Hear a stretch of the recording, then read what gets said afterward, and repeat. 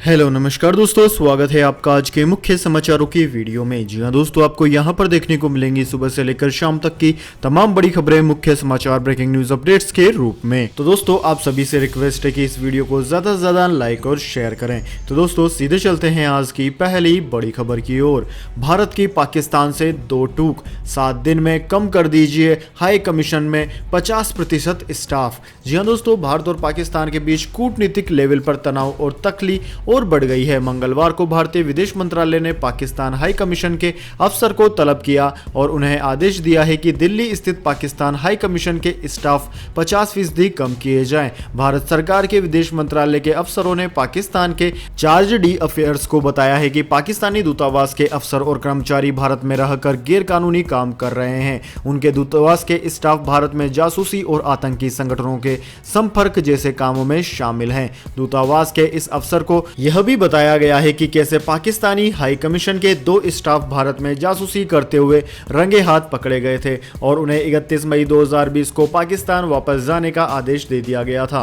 भारत ने Pakistani high commission के इन अफसरों को भी यह बताया कि उनके दूतावास के स्टाफ का इस तरह का बर्ताव वियना कन्वेंशन की शर्तों का पूरी तरह उल्लंघन करता है। भारत सरकार ने यह भी कहा है कि पाकिस्तान के इस्लामाबाद में भारतीय उच्चायोग के अधिकारियों का जिस तरह से बंदूक की नोक पर अपहरण किया गया, उससे जिस तरीके के बर्ताव किया गया, उससे यह साफ है कि पाकिस्तान किस तरफ बढ़ रहा है।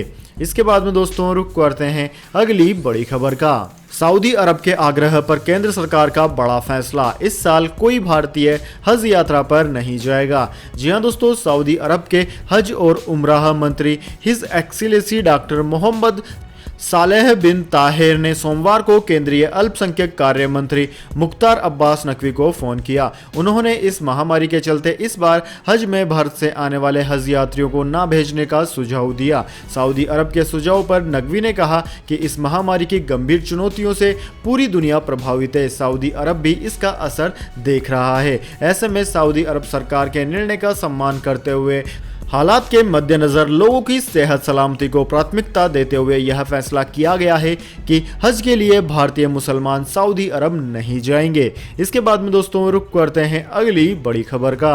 फैल रही महामारी की आयुर्वेदिक दवा पतंजलि ने की लॉन्च, स्वामी रामदेव ने किया 7 दिन में मरीज ठीक होने का दावा। जी हाँ दोस्तों, फैल रही महामारी की आयुर्वेदिक दवा योग गुरु स्वामी रामदेव ने मंगलवार को लॉन्च कर दी। इस आयुर्वेदिक दवा का नाम है कोरोनिल। रामदेव ने दावा किया है कि कोरोनिल टैबलेट से यह बीमारी के मरीज ठीक हो जाएंगे। रामदेव के मुताबिक इस महामारी की दवा का 2 बार ट्रायल किया गया है। 100 लोगों पर दवा का क्लिनिक ट्रायल हुआ है। इनमें से 3 दिनों के भीतर 100 में से 69% मरीज पॉजिटिव से नेगेटिव हो गए। 7 दिनों के भीतर 100% मरीज ठीक हो गए। हरिद्वार में दवा की लॉन्चिंग में रामदेव ने कहा है कि पूरा देश और दुनिया एविडेंस बेस्ड मेडिसिन पर काम कर रही है। प्रोफेसर बलबीर सिंह तोमर और आचार्य जी के संयुक्त प्रयास से इस महामारी की दवा तैयार कर ली गई है और अब लोग बाग इसे इस्तेमाल कर पाएंगे। इसके बाद में दोस्तों रुख करते हैं अगली बड़ी खबर का।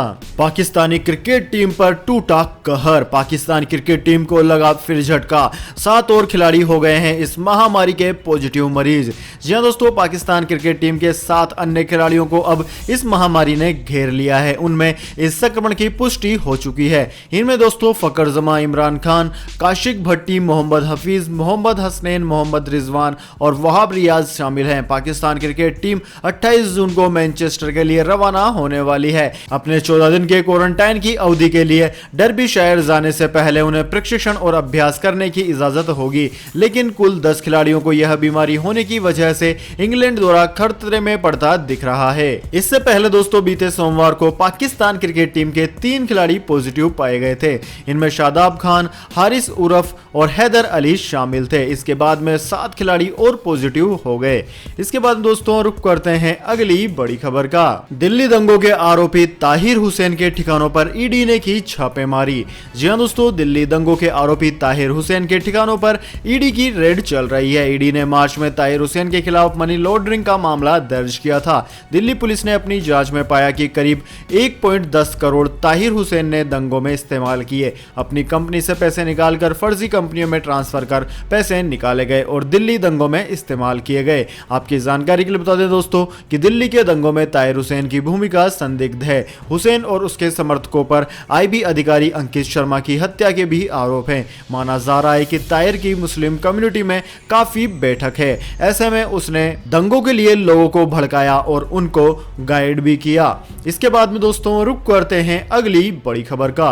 मौसम समाचार, जानिए अगले 24 घंटे और पिछले 24 घंटे के मौसम पूर्वानुमान। तो दोस्तों जाने आज के मौसम समाचार, लेकिन उससे पहले मेरी आपसे एक छोटी सी रिक्वेस्ट है। अगर दोस्तों आपको अभी तक हमारी न्यूज पसंद आई है तो इसे एक छोटा सा लाइक जरूर दे दें, और अगर आपको पसंद नहीं आई है तो बेशक आप डिसलाइक भी कर सकते हैं, लेकिन दोस्तों लाइक और डिसलाइक करके अपना वोट जरूर दीजिए, क्योंकि दोस्तों यही हमारी मेहनत का फल होता है और इसी से पता चलता है कि आपको हमारी वीडियो पसंद आई है या नहीं। तो दोस्तों जल्दी से जान लेते हैं आज के मौसम समाचार। दोस्तों बात की जाए बीते 24 घंटों की, तो दोस्तों बीते 24 घंटों के दौरान तटीय कर्नाटक, गोवा, छत्तीसगढ़ के कुछ हिस्सों, दक्षिणी पूर्वी मध्य प्रदेश, असम, मेघालय, अरुणाचल प्रदेश, पश्चिम बंगाल, सिक्किम और अंडमान व निकोबार द्वीप समूह पर मानसून सक्रिय रहा और भारी वर्षा दर्ज की गई। इसके अलावा दोस्तों गुजरात, तमिलनाडु, लक्षद्वीप, झारखंड, आंतरिक कर्नाटक और रायलसीमा में हल्की से मध्यम बारिश दर्ज की गई है। इसके अलावा शेष पूर्वोत्तर भारत, ओडिशा के कुछ हिस्सों, बिहार, शेष एमपी और उत्तर प्रदेश में भी कई जगहों पर मध्यम से हल्की वर्षा हुई है। दोस्तों बात की जाए अगले 24 घंटों की मौसम पूर्वानुमान की, तो दोस्तों स्काईमेट वेदर रिपोर्ट के अनुसार अगले 24 घंटों के दौरान पूर्वोत्तर भारत, उत्तर पूर्वी बिहार, छत्तीसगढ़ के कुछ हिस्सों, पूर्वी मध्य प्रदेश, दक्षिण पूर्वी राजस्थान में कई जगहों पर हल्की से मध्यम बारिश के साथ कुछ स्थानों पर भारी बारिश के भी आसार हैं। उत्तर प्रदेश, उत्तराखंड, दक्षिणी कोंकण, गोवा, तटीय कर्नाटक और विदर्भ में कुछ हिस्सों में भी हल्की से मध्यम बारिश संभव है। इन भागों में एक दो स्थानों पर तेज वर्षा हो सकती है। बिहार के शेष भागों, झारखंड, पश्चिम बंगाल, ओडिशा, आंतरिक कर्नाटक, तमिलनाडु, तटीय आंध्र प्रदेश, गुजरात और पूर्वी राजस्थान के कुछ हिस्सों में हल्की बारिश के साथ एक दो स्थानों पर मध्यम वर्षा हो सकती है। जम्मू कश्मीर, हिमाचल प्रदेश, पंजाब, हरियाणा और उत्तरी राजस्थान में कुछ स्थानों पर हल्की से मध्यम बारिश के अनुमान है। इसके अलावा दोस्तों बात करें राष्ट्रीय राजधानी दिल्ली की, तो दोस्तों दिल्ली एनसीआर में मौसम गर्म और शुष्क बना रहेगा। हालांकि एक दो स्थानों पर गर्जना के साथ बूंदाबांदी हो सकती है।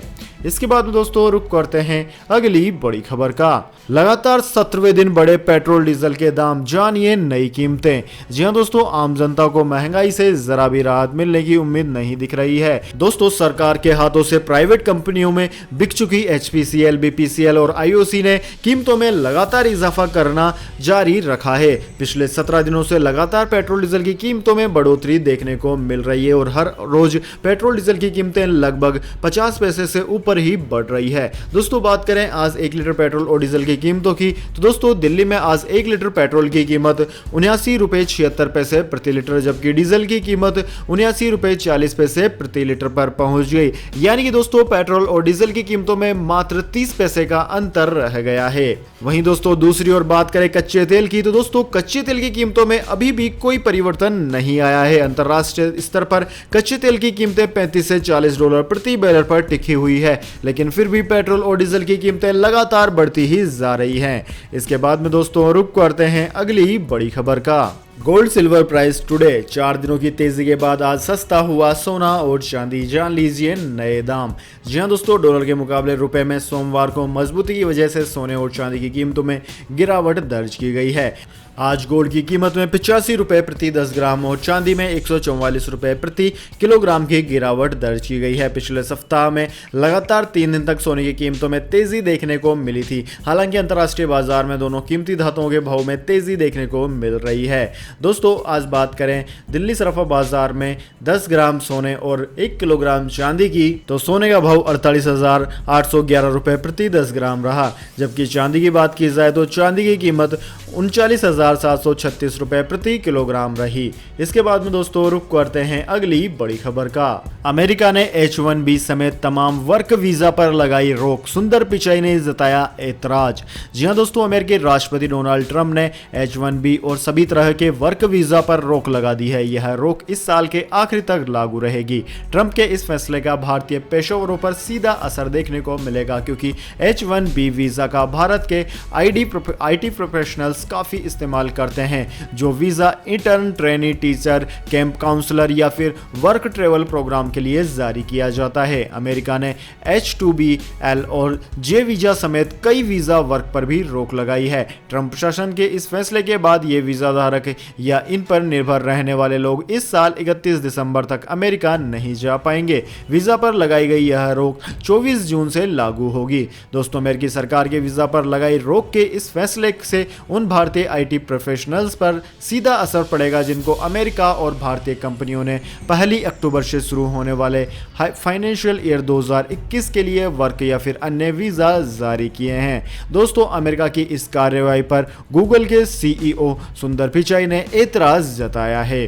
इसके बाद में दोस्तों रुक करते हैं अगली बड़ी खबर का। फेसबुक इंस्टाग्राम का नया फीचर, यूजर्स खुद ही बंद कर सकेंगे राजनीतिक विज्ञापन। जी हां दोस्तों, फेसबुक या इंस्टाग्राम के पेज पर राजनीतिक विज्ञापनों को मंजूरी देने के चलते लोगों के निशाने पर आए कंपनी के CEO मार्क जकरबर्ग ने कहा है कि अब यूजर्स इन विज्ञापनों को ऑफ कर इन्हें देखने से खुद को रोक सकेंगे। जी हां दोस्तों, अगर आप भी उन लोगों में से हैं जो फेसबुक और इंस्टाग्राम चलाते हैं और राजनीतिक विज्ञापनों से परेशान है, तो यह खबर पूरा सुन लीजिए। दोस्तों, अगले कुछ हफ्तों में लोग इस सुविधा का फायदा उठा पाएंगे, जिसके तहत यूजर्स उम्मीदवारों, राजनीतिक पार्टियों या अन्य संगठनों की ओर से जारी सभी सामाजिक, राजनीतिक और चुनावी विज्ञापनों को बंद कर पाने में समर्थ हो जाएंगे। इसके बाद में दोस्तों रुक करते हैं अगली बड़ी खबर का।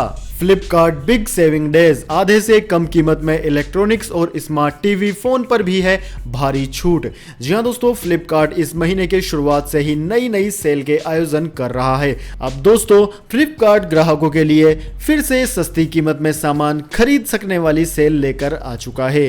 फ्लिपकार्ट पर बिग सेविंग डेज सेल की शुरुआत हो चुकी है। सेल 23 जून से शुरू होकर 27 जून तक चलेगी। सेल में ग्राहक इलेक्ट्रॉनिक्स, गैजेट, फैशन, ब्यूटी जैसे कई सामानों पर भारी छूट पा सकते हैं। फ्लिपकार्ट प्लस यूजर्स के लिए ये सेल एक दिन पहले यानी कि 22 जून को शाम 8 बजे से शुरू हो चुकी है। दोस्तों, आपकी जानकारी के लिए बता दें, इस सेल में इलेक्ट्रॉनिक्स और एसेसरीज कैटेगरी में हेडफोन और स्पीकर्स पर 60% तक का डिस्काउंट मिल रहा है। वहीं स्मार्ट वॉच और बैंड्स को भी 60% तक सस्ते में खरीदा जा सकता है।